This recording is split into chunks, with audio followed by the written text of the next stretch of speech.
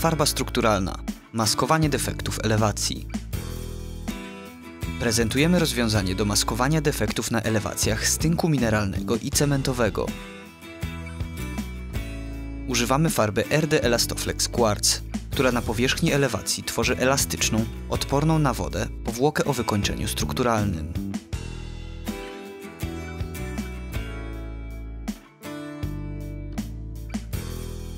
Farba skutecznie maskuje wiele niedoskonałości podłoża. Produkt może być stosowany zarówno przy renowacji, jak i odświeżaniu elewacji, będącej w dobrym stanie technicznym. Elastoflex Quartz to jednoskładnikowa, wodorozcieńczalna farba elastomerowa na bazie żywic akrylowych. Wyróżnia ją duża elastyczność, odporność na działanie wilgoci, wody oraz promieni UV. Dzięki temu elewacja jest odporna na zmienne warunki pogodowe. Przed aplikacją farby strukturalnej podłoże należy odpowiednio przygotować, to znaczy wyczyścić, a następnie zagruntować.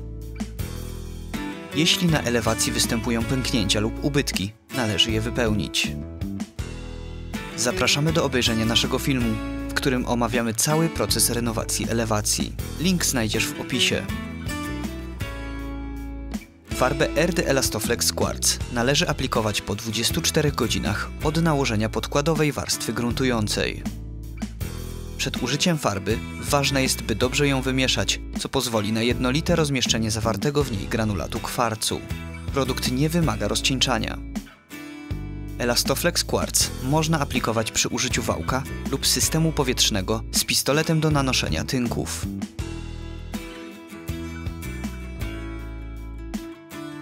Elastoflex Quartz staje się suchy w dotyku w zaledwie 2 godziny po zastosowaniu.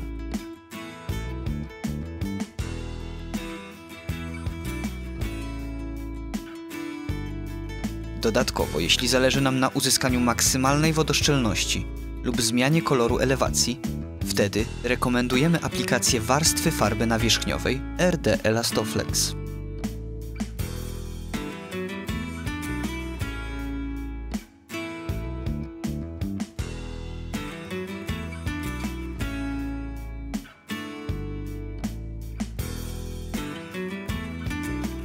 W razie dodatkowych pytań zapraszamy do kontaktu.